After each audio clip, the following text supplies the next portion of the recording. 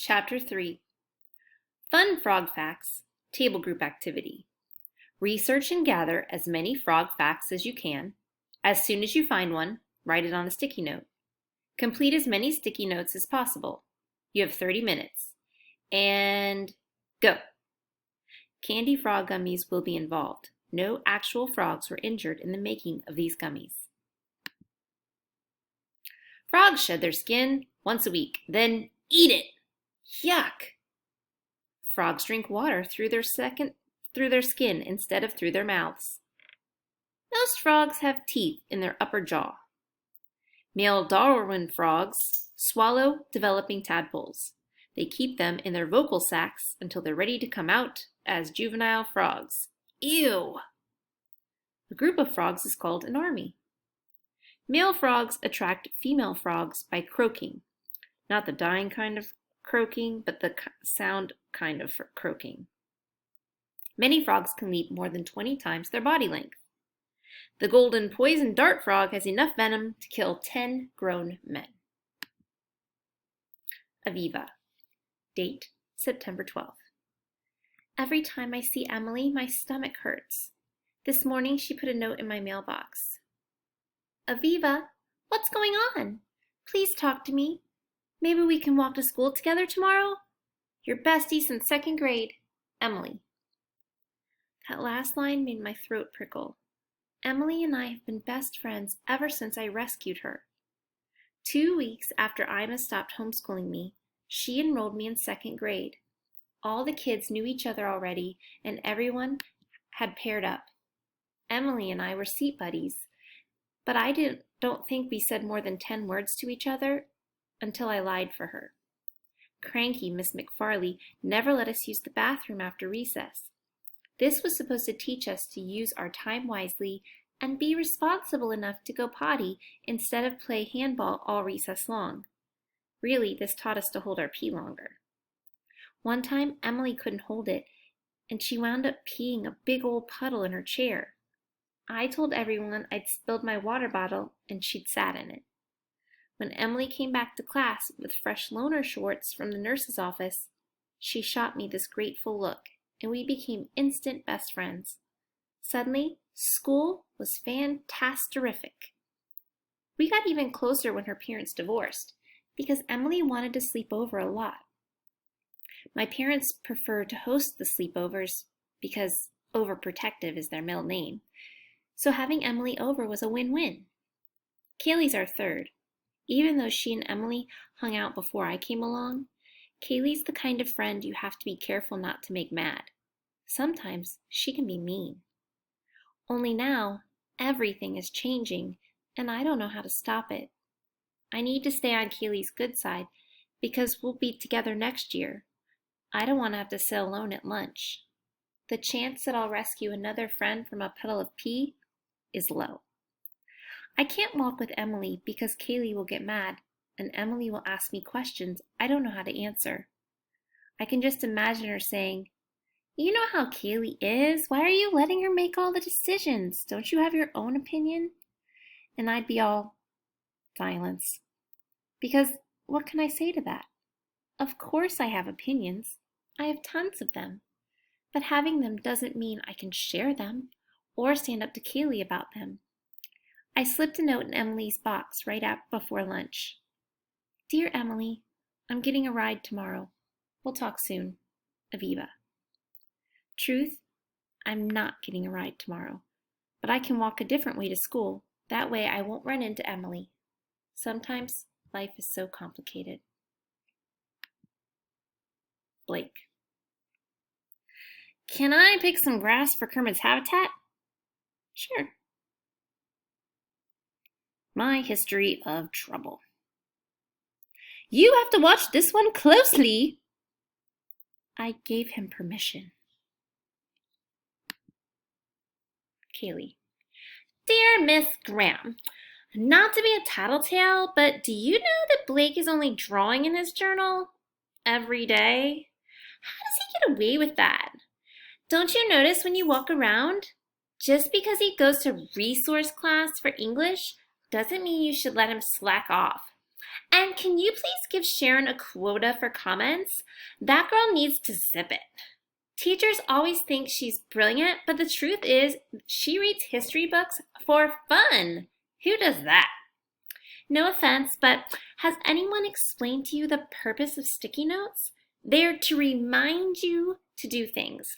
You've got at least 12 on your desk right now. That's like reminder overload. I'm not sure it's helpful. And do you really need a note to remind you to laugh often? Please. Last thing. Don't you think it's unsanitary to have students bringing in bugs for Kermit to eat? I know you've got that antibacterial hand wash, but still, gross. P.S. I will tell Emily that Aviva's going to La Ventana soon. Awkward. Chapter 4. My class equals your class equals our class. Select your class job this week. Choose wisely. It's yours for the year. Henry. Scene. Table group work. Students discuss class job options, including the class council election coming up on Friday. Happy, wasting class time buzz fills the room. Henry. I'm voting for Kermit. He'll bring class council to a whole new level. Kaylee. You bring annoying to a whole new level. Henry. What? Kermit is the perfect candidate. He's calm, he won't gossip, he can jump more than twice his body length. All good qualities for a leader. Miss Graham. Remember, this Friday's vote is not a popularity contest. Kaylee whispers.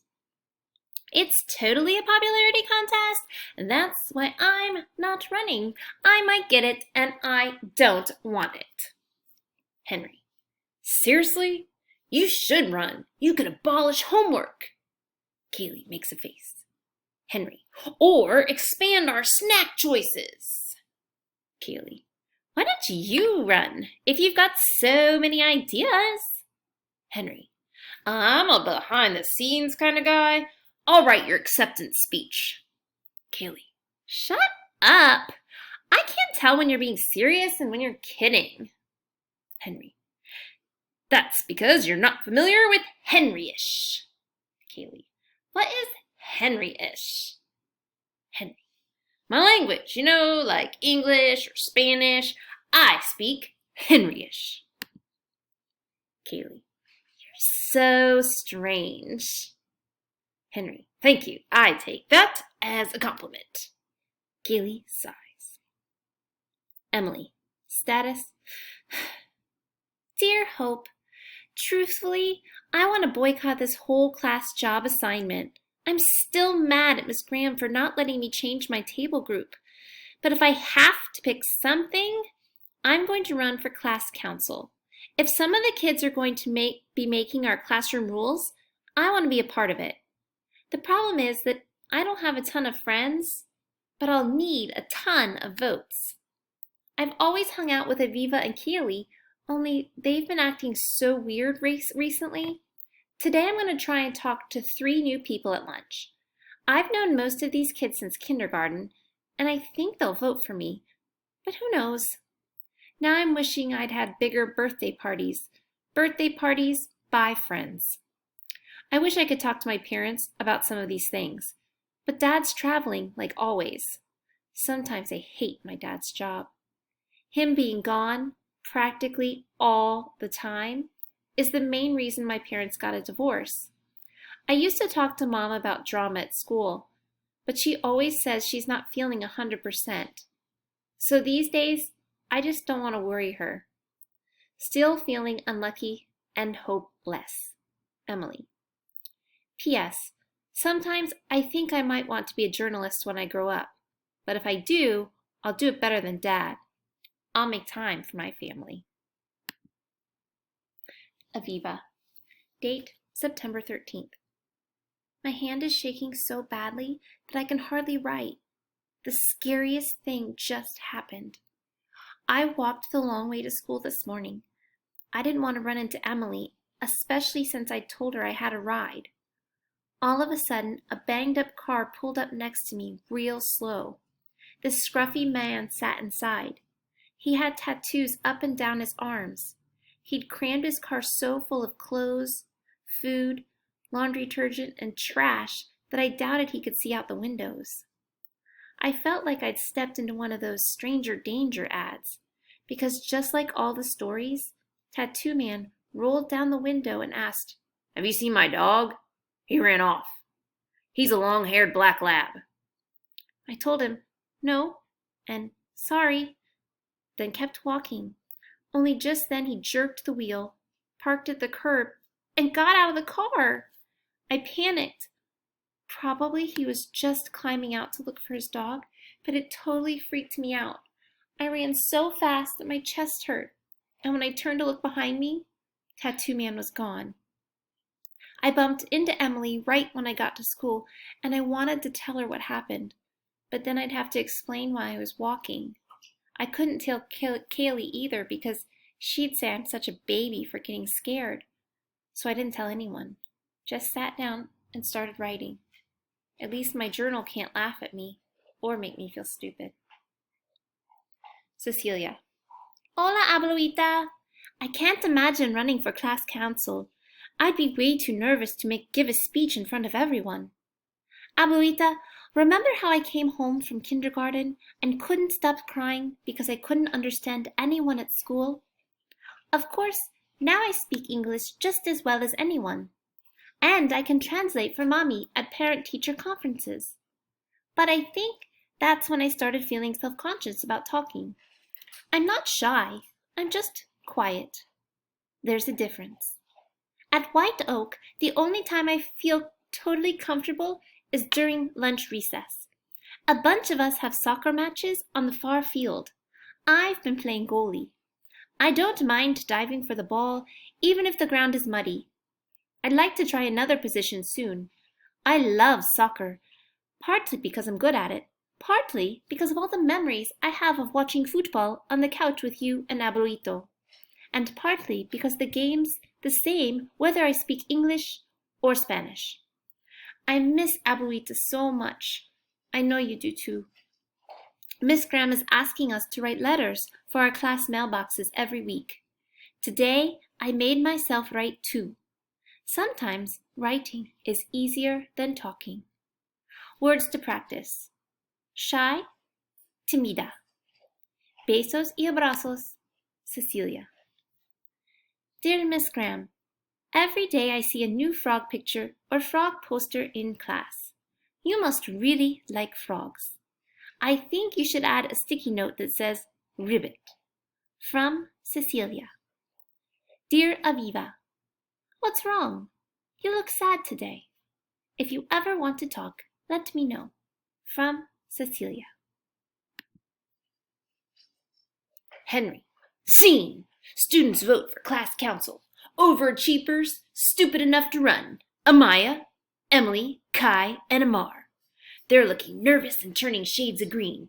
10 points if someone barfs. Miss Graham. Just as a refresher, kids, our class will be set up kind of like the branches of the U.S. government. We'll elect 2 council members to represent Congress, while our class judge will represent the courts, and I will represent the president. Here we go. Unfolds a piece of paper. Our class council members will be, drum roll please, Emily and Kai. Class, some clap, some groan. Miss Graham. And I'm appointing our class judge. This will be Sharon. Class reacts. Sharon sinks lower in her seat. Henry. Better luck next time, Kermit. I was rooting for you. Miss Graham. This is not an exact replica of the government, but it should give you a sense of what it's like to balance different interests and powers for the good of people. I, of course, will retain veto power, like the president. Blake, under breath. Big surprise. Miss Graham. In the real United States government, Congress can override a president's veto with a 2/3 vote. But I do have to retain some control over this classroom, so my veto will be final. Kaylee whispers. Basically, she's acting like we've got control, but we really have none. Miss Graham. I'd also like to remind you that any member of this class can propose a new law. Henry whispers back, I dare you to propose a law, something outrageous, like we get to grade ourselves. Kaylee sighs and ignores him. Henry, or double recess, or no homework, or movie Fridays. Blake, I'll do it. Henry, yeah. Miss Graham, anyone brave enough to go first? Blake, I want to get rid of homework. We shouldn't have to do work outside of school. Miss Graham laughs. I can't blame you for trying. Okay, I'll send your class council out to begin to discuss your proposal. Henry fist bumps Blake. Thanks, bro. You rock. Blake looks proud. Kaylee rolls eyes. What a waste of time. You know she's going to veto it. Henry. Kaylee, you're missing the point. Wasting class time is a good thing. Get with the program. Kaylee sighs. I'm actually looking forward to an all-girls private school, and they have to wear plaid skirts every single day. That's how irritating you are. Henry. Success. Emily. Status. Dear Hope, I can't believe I made it onto class council. Kai and I sat outside at the round lunch table to discuss Blake's proposal. We both agreed this was pointless. There's no way Miss Graham would approve getting rid of homework. Kai showed me how we can solve a Rubik's Cube behind his back, so it wasn't entirely a waste of time. The funny thing was that we did start to talk about Blake's proposal a little. We figured we had to approve this law, or we might as well drop out of school because everyone would hate us. So we were basically passing a law knowing that Miss Graham would veto it. And then inspiration struck. What if we proposed only doing half the homework, like half the math problems or half the vocab definitions? Miss Graham might actually approve that. So we tried it. Love and crossing my fingers for luck. Emily. Blake. Tick, tick, tick, tick, tick, tick, tick, tick, tick, tick. Kai. Hey, Frog. Yes, Miss Graham approved our half homework law. She'll watch our test scores on Fridays, and if our scores go down, she'll veto the law. But if they stay the same, she'll let the law stand. Today at lunch, 3 different guys offered me their chips to thank me. Sweet! After lunch, Miss Graham set a stack of books on my desk. I guess she's noticed how worn out my favorites are. I read them over and over until they actually fall apart. Looks like I won't have to convince you to read, she said, smiling, and patted the top of the stack. Want to branch out and try something new? I took a quick peek. 4 new books, all fantasy. Yes! Miss Graham is the first teacher who hasn't banned me from keeping books on my desk, although it is only the first month of school, so she still has time. I can listen to the teacher and read at the same time. But nobody seems to appreciate this talent. Kaylee. Dear Miss Graham, my mother's having a reaction. She's got hives all over. She's so upset. She has a reaction a couple times a year. When I was little, it freaked me out, but now I bring her cream for her hives and diet ginger ale from the garage fridge, and I hide in my room. My mom thinks it's ridiculous that you're letting the kids run the classroom.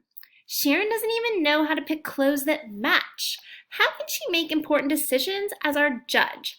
Plus, my mother can't believe you're letting us do half the homework. She's making me do all, by the way. Usually, after she has a reaction, she goes on a mission to fix the problem. In this case, she'd say the problem is you. Be careful, Miss Graham.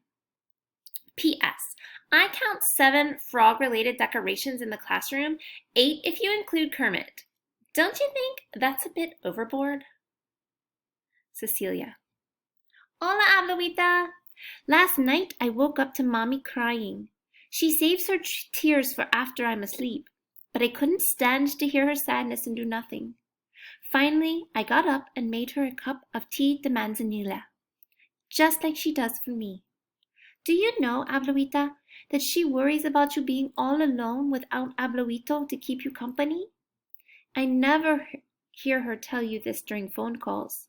I also never hear her spare how terrible she feels that she missed a chance to say goodbye to Abuelito in person. It doesn't matter that you told her not to come, that it was too risky, that if she left the US, she might not be able to come back. Sometimes I wish you didn't take Abuelito back to Mexico. I understand why you did it, because you didn't have medical insurance here. But he was so sick. But I was just 7 back then, and I didn't understand that my goodbye to him was final. I don't think Mommy understood either. I know the schools are good in the United States, and I know it's safe here. It's just, I don't want to grow up without you. Someday I'll be old enough to travel to Mexico by myself, but it's so hard to wait. Maybe I'll buy some sticky notes for the fridge and write Mommy a special note. Una sonrisa es algo hermoso. A smile is a beautiful thing. Words to practice. Travel. Viajar. Besos y abrazos. Cecilia. Dear Emily, you rule. I'm so glad you're on class council. Half the homework is a great start. Maybe next, longer recesses? Then we might actually be able to finish a soccer game. Your friend, Cecilia. Emily. Status. Dear Hope, I'm writing you from my bedroom closet. Miss Graham said we can bring our journals home whenever. My life is over. I know that sounds overly dramatic, but it's true. At recess, Kaylee pranced over to me acting all important, and Aviva stood there looking at the sky. Then Kaylee dropped this colossal bomb. They're both going to La Ventana next year. What? I'll have no friends. None. What will I do? Who will I sit with at lunch? Unloved and unlucky, Emily. P.S. In the old days before the divorce, I'd have gone downstairs to talk to Mom about this.